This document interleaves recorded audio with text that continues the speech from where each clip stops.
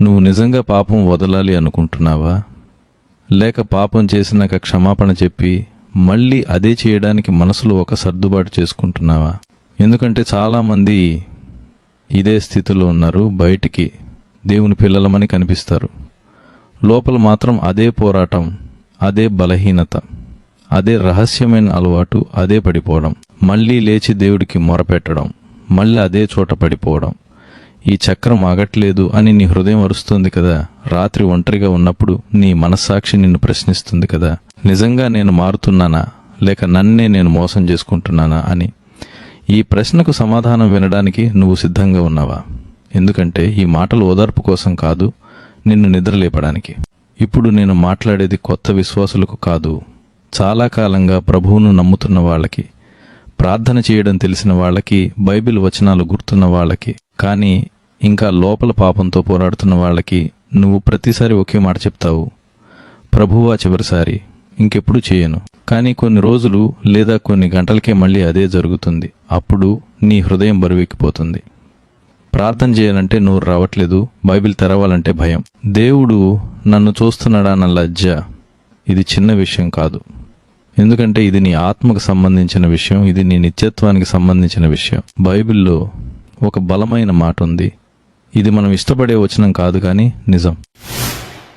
రోమా పత్రిక 6వ అధ్యాయం 1 మరియు 2 వచనాల్లో ఇలా రాయబడి ఉంది, అయితే ఏమనుదుము, కృప విస్తరించినట్లు పాపములో నిలిచియుండుదుమా?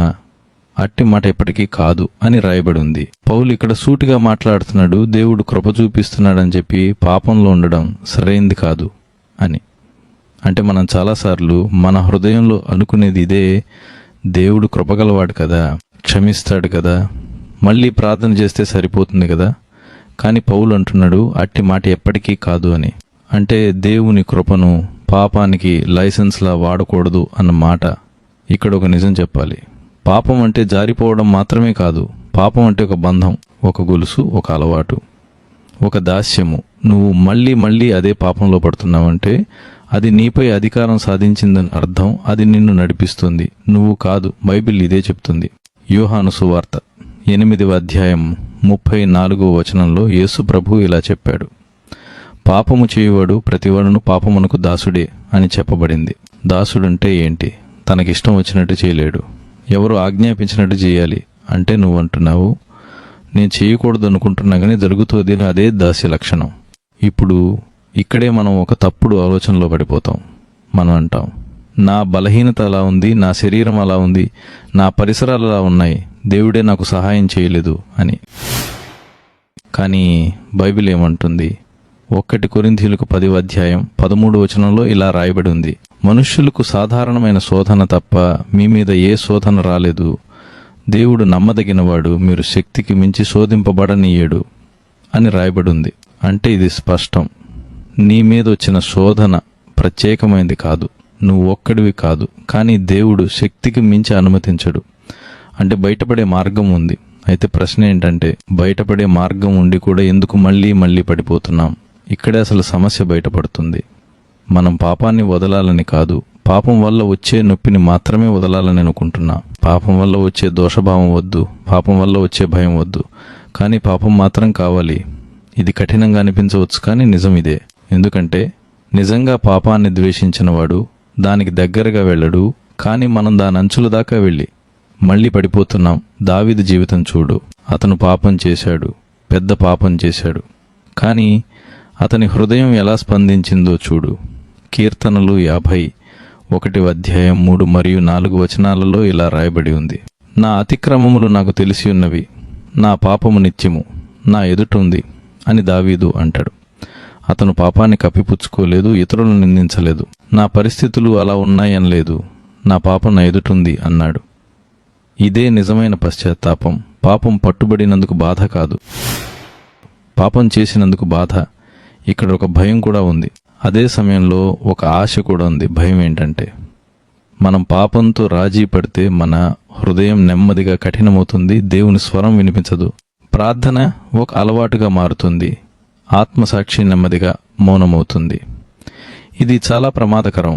హెబ్రీయులకు 3వ అధ్యాయం 12 మరియు 13 వచనాల్లో ఇలా హెచ్చరించబడింది, పాపముని మోసము వలన మీలో ఎవడైనను కఠిన హృదయుడుగా కుండునట్లు ఒకరిని ఒకరు ప్రతిదినము ప్రోత్సహించుకోండి అని రాయబడి ఉంది. అంటే పాపం మోసం చేస్తుంది, నేను మెల్లగా కఠినుణ్ణి చేస్తుంది నీకు తెలియకుండానే. కానీ ఆశ ఏంటంటే దేవుడు ఇంకా నిన్ను వదలలేదు. నువ్వు ఈ మాట వింటున్నావంటేనే దేవుడు నీ హృదయంతో మాట్లాడుతున్నాడు. ఎందుకంటే దేవుడు తీర్పు చెప్పే ముందు హెచ్చరిస్తాడు, గట్టిగా మాట్లాడతాడు, నిన్ను మేల్కొలుపుతాడు. యేసు ప్రభువు ఒక మాట అన్నాడు, యోహాను సువార్త 8వ అధ్యాయం 36వ వచనంలో, కుమారుడు మిమ్మును స్వతంత్రులనుగా చేసిన ఎడల మీరు నిజముగా స్వతంత్రులగుదురు అని చెప్పబడింది. అంటే నిజమైన విముక్తి ఉంది, నటన కాదు, కప్పిపుచ్చడం కాదు, నిజమైన మార్పు ఉంది. ఇప్పుడు నేను ఒక ప్రశ్న వేస్తా, నువ్వు నిజంగా స్వతంత్రుడిగా ఉండాలనుకుంటున్నావా, లేక ప్రతిరోజు అదే గొలుసుతో జీవించడానికి అలవాటు పడ్డావా? ఎందుకంటే యేసు ఇచ్చే స్వాతంత్ర్యం తాత్కాలికం కాదు, అది లోపల నుంచి మారుస్తుంది, మన కోరికల మూలాన్ని తాకుతుంది, మన ఆలోచనల దిశను మార్చుతుంది. కానీ ఆ మార్పు మొదలయ్యేది ఒక నిజాయితీతో కూడిన ఒప్పుకోలతో. ప్రభువా, నేను బలహీనుణ్ణి కాదు, నేను పాపాన్ని ప్రేమిస్తున్నాను అని చెప్పే ధైర్యంతో. ఇక్కడే చాలామంది ఆగిపోతారు. ఎందుకంటే ఈ స్థాయిలో నిజాయితీ బాధిస్తుంది, మన ఆత్మను చీల్చుతుంది. కానీ అదే స్వస్థతకు ద్వారం. దేవుడు మనం నటించడాన్ని ఆశించడు, నిజం ఆశిస్తాడు. మనం నిజంగా పాపాన్ని ద్వేషించడం మొదలుపెట్టిన రోజే విముక్తి మొదలవుతుంది. ఇది ఒక్కరోజులో జరిగే మ్యాజిక్ కాదు, కానీ దిశ మారుతుంది, పోరాటం నిజమవుతుంది, నటన ఆగిపోతుంది. మనం ఇక్కడ కొనసాగిస్తున్నామంటే ఒక కారణం ఉంది. ఎందుకంటే దేవుడు మధ్యలో వదలడు. మనం వదిలేస్తాం కానీ ఆయన వదలడు. అందుకే ఈ మాటలు ఇంకా నీ వరకు వస్తున్నాయి. ఇప్పటి వరకు విన్నాక నీ హృదయంలో ఒక చిన్న కంపనం వచ్చినా, ఒక అసౌకర్యం వచ్చినా, అదే దేవుని పని. అది నిన్ను దూరం చేయడానికి కాదు, దగ్గరికి లాగడానికి. ఎందుకంటే దేవుడు గాయపరిచే సత్యం చెప్పకుండా మాయ చేసే ఓదార్పు ఇవ్వడు. ఇప్పుడు మనం ఒక విషయం స్పష్టంగా మాట్లాడాలి. పాపంతో రాజీ పడిన విశ్వాస జీవితం చివరికి ఎక్కడికి తీసుకెళ్తుంది అనే విషయం.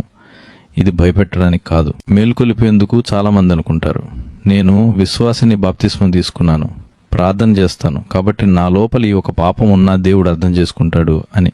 కానీ ఇక్కడే మోసం మొదలవుతుంది. ఎందుకంటే మనం దేవుని స్వభావాన్ని మన సౌలభ్యానికి తగ్గట్టు మార్చేస్తున్నాం. ఆయన్ను పవిత్రుడిగా కాదు, సహనంగా మాత్రమే చూస్తున్నాం. కానీ దేవుడు రెండూ, ఆయన కృపగలవాడు. అదే సమయంలో పవిత్రుడు, ఆయన ప్రేమిస్తాడు. అదే సమయంలో సత్యాన్ని వదలడు. మనం మాత్రం ప్రేమ భాగం మాత్రమే తీసుకుని పవిత్రత భాగాన్ని పక్కన పెడతాం. అలా చేస్తే మన విశ్వాసం నెమ్మదిగా ఖాళీగా మారుతుంది. ఇప్పుడు ఒక లోతైన ప్రశ్న అడుగుతా. నువ్వు పాపంలో పడుతున్నప్పుడు నీకు నిజంగా శాంతి ఉందా? ఆ క్షణికమైన ఆనందం తర్వాత ఏమి మిగులుతుంది? ఖాళీనా, లజ్జన, భయమా, దేవుని నుంచి దూరమయ్యానన్న భావన? అదే చెప్తోంది, అది దేవుని నుండి రాలేదని. ఎందుకంటే దేవుడిచ్చేది శాంతి, పాపం ఇచ్చేది ఎప్పుడూ నష్టం. కానీ మనం ఎందుకు మళ్ళీ మళ్ళీ అదే దారిలో వెళుతున్నామంటే మనం తాత్కాలిక సంతృప్తిని నిత్య సత్యం కంటే ఎక్కువగా ప్రేమిస్తున్నాం. ఇది కఠినంగా అనిపించవచ్చు, కానీ ఇది మన హృదయ స్థితి. ఇక్కడ ఒక విషయం గుర్తుపెట్టుకో, దేవుడు నిన్ను పాపం చేయకుండా ఉండమని మాత్రమే కాదు, స్వతంత్రంగా జీవించమని పిలిచాడు. అంటే ప్రతిరోజు ఓటమితో జీవించడం నీ పిలుపు కాదు. ప్రతిరోజు క్షమాపణలు అడుగుతూ అదే పాపంలో ఉండడం నీ గమ్యం కాదు. దేవుడు నిన్ను పైకి లేపాలని చూస్తున్నాడు. కానీ నువ్వు మాత్రం లోపలే కూర్చుంటే, ఆయన చేతిని పట్టుకోకపోతే మార్పు ఎలా వస్తుంది? చాలామంది దేవుడు నన్ను మార్చాలి అంటారు. కానీ దేవుడు అంటాడు, నువ్వు పాపాన్ని వదలడానికి సిద్ధంగా ఉన్నావా? ఇప్పుడు నిజమైన పశ్చాత్తాపం గురించి మాట్లాడాలి. ఎందుకంటే చాలామంది పశ్చాత్తాపం అనేది ఏడవడమే అనుకుంటారు, ప్రార్థనలో బాధపడడమే అనుకుంటారు. కానీ నిజమైన పశ్చాత్తాపం అంటే దిశ మారడం, అదే దారిలో మళ్ళీ నడవకూడదనే నిర్ణయం తీసుకోవడం. అంటే నిన్ను పాపానికి తీసుకెళ్లే చోట్లను, మనుషులను, ఒంటరితనాన్ని, రహస్యాలను కట్ చేయడం. ఇది బాధిస్తుంది. ఎందుకంటే కొన్ని విషయాలు మనకిష్టమైనవే, కానీ అవే నిన్ను బంధిస్తున్నాయని తెలుసుకున్న రోజు నుంచే మార్పు మొదలవుతుంది. ఇక్కడే మనం ఒక నిజం ఒప్పుకోవాలి, దేవుణ్ణి కాదు, మనల్ని మనం మోసం చేసుకుంటున్నాం. దేవుడికి మన స్థితి అంతా తెలుసు. మనం మాత్రం బాగానే ఉన్నామని నటిస్తాం. కానీ నటనతో నిత్యత్వం మారదు, నిజాయితీతోనే మారుతుంది. నువ్వు దేవుడి ముందు ఒంటరిగా కూర్చుని, ప్రభువా, నేను బలహీనుణ్ణి కాదు, నేను ఈ పాపాన్ని వదలడం ఇష్టం లేదు, నాకు ఇది ఇష్టం అని చెప్పగలిగితే అదే ప్రార్థనకు ఆరంభం. ఎందుకంటే దేవుడు నిజాన్ని తట్టుకోగలడు, కానీ నటనను కాదు. ఇప్పుడు ఆశ గురించి మాట్లాడదాం. ఎందుకంటే ఈ సందేశం నిన్ను నొక్కేయడానికి కాదు, నిలబెట్టడానికి.